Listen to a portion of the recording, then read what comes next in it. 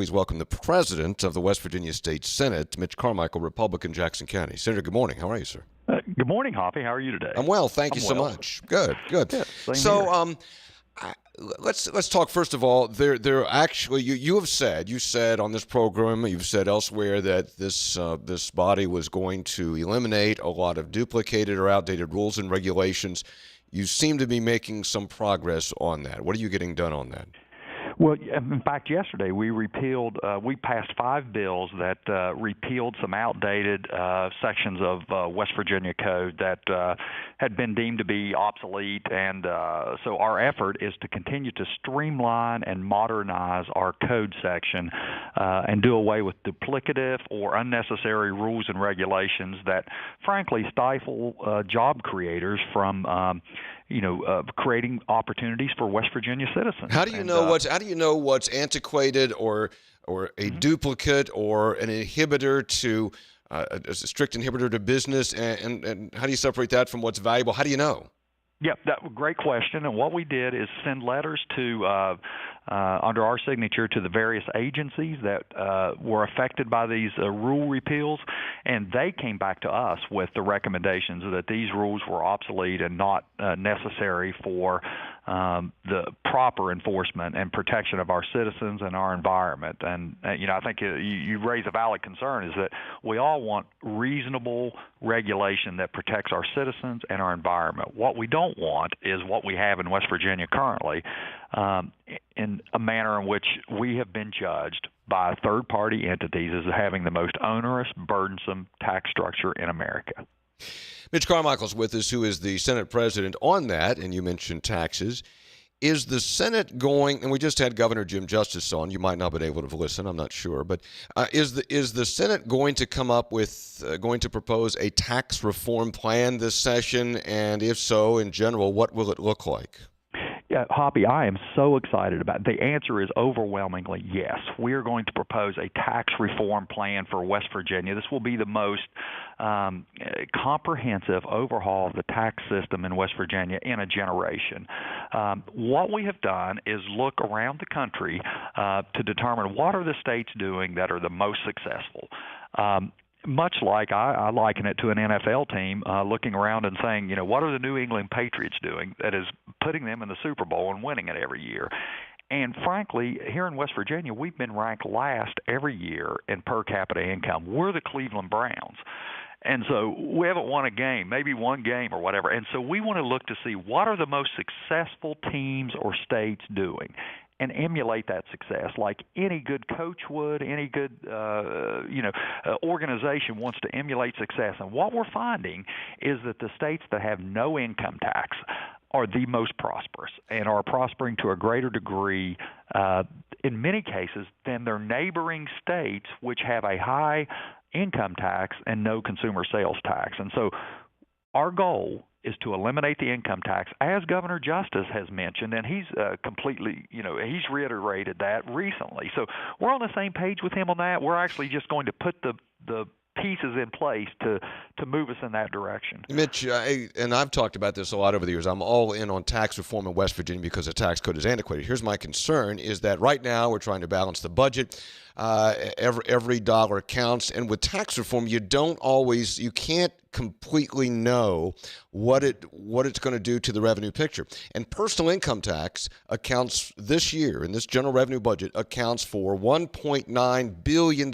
Half of the general revenue budget is personal income tax. So if you eliminate the personal income tax, that is half of the general revenue budget. That is a high-risk proposition.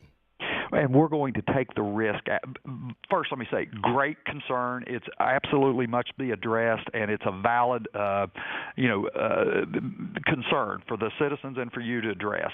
And what we want to do is stagger the implementation of the new tax code in place to ensure, as any prudent business person would, that the estimates and the recommendations that we have put forth are absolutely adhered to on a stepped kind of a timeline milestone kind of billing situation in which we achieve the goals that we lay out, then we eliminate some other taxes and go forth in that manner to protect the state budget, the citizens of West Virginia, and to do this in a reasonable, prudent approach. So there's going to be a bill this session from the Senate that will phase out the state personal income tax, which ranges, I think, from 3 to 6.5%, and in its place, eliminates all or most of the exemptions for the sales tax, or what? Where's the?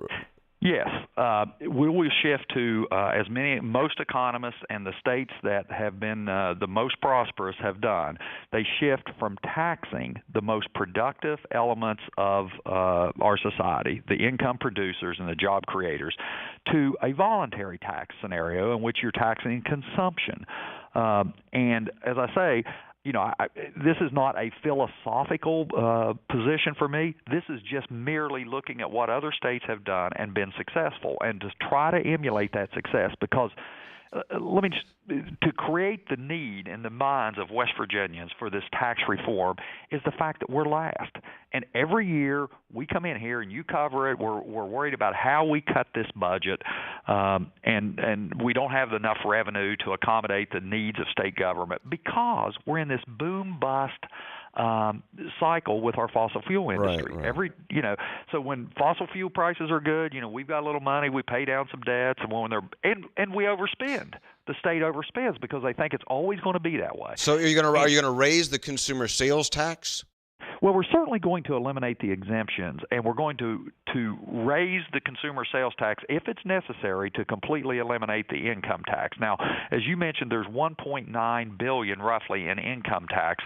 There are roughly $2.4 billion in exemptions in our current sales tax code. I mean, maybe your listeners might be shocked to know that lawyers, accountants, various professional services entities get the exemption from the sales tax. They don't have to charge sales tax. That's true, but Mitch, let me interrupt you there because there are $2.4 billion exemptions, but a big chunk of that, I don't think I have the thing in front of me, but a big chunk of that exemption is state government purchases. Well, it doesn't make any sense to eliminate the exemption because it's just that's circular on the if it's the government making the purchase. The other is and then there's prescriptions, there's doctors, so there's a lot of stuff out there that gets real sensitive. I mean, maybe you want to tax lawyers and doctors and lawyers and accountants and advertisers, but if you say you want to remove the exemption on going to the doctor or remove the exemption on prescriptions, that's a whole different animal, Mitch, and you know that. So. Yeah, absolutely, I know that, and those are the figures that we're reviewing, and that we would likely keep those exemptions for some of those areas that simply make no sense, as you said. In fact, in many of our medical exemptions, we would merely be paying sales tax to ourselves because it's PEIA or Medicaid. So I hope you feel good and get some confidence from this conversation that we are aware of all those issues, and that we were reviewing those with a fine-tooth comb to bring forth a tax structure in West Virginia that will incentivize growth and jobs and opportunity and get us off this antiquated tax system that, for years people have not been willing to address the fundamental issues that keep us in the 50th state in per capita income. Mitch, finally, in Senate, President Mitch Carmichael is with us. Finally, we just had Governor Justice on, and he was making his pitch for the $105 million SOS fund. I know that's a tough sell in the legislature because a lot of lawmakers, and I think it happened in caucus with you guys, or you haven't had caucus yet, but I think it happened in caucus with the House of folks saying, well, wait a minute, what do you want this money for? And it's tight, and we're going to give you $105 million. But I do see where Justice is coming from. He comes from the private sector where you got to make investments to look for a return. Do you think it is the right approach or the wrong approach to try to come up with $105 million for the governor and for the Commerce Department to use to try to entice business into West Virginia or expand and grow business in West Virginia? Well, frankly, I do not think that is the right approach. And let me just say, I come from the private sector also, as do many of the people here. I mean, that's my entire orientation is private sector, as with him.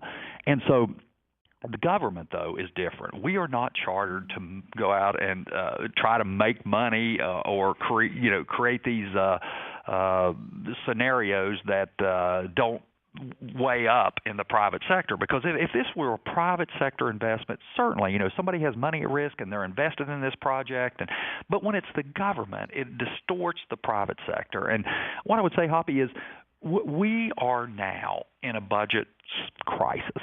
The governor has proposed almost $450 million more spending than we spent last year. And to simply, and I have utmost respect for the governor. I want to work with him to get the programs through that he feels are necessary to turn this state around. But to simply put $100 million to raise taxes, $100 million to give to the Commerce Department, I just think that is the absolute wrong approach. That is not the way that jobs are created. Senate President Mitch Carmichael. Senator, thank you for coming on, and we'll talk to you soon. Okay, Hoppy, thank you. All right, take care.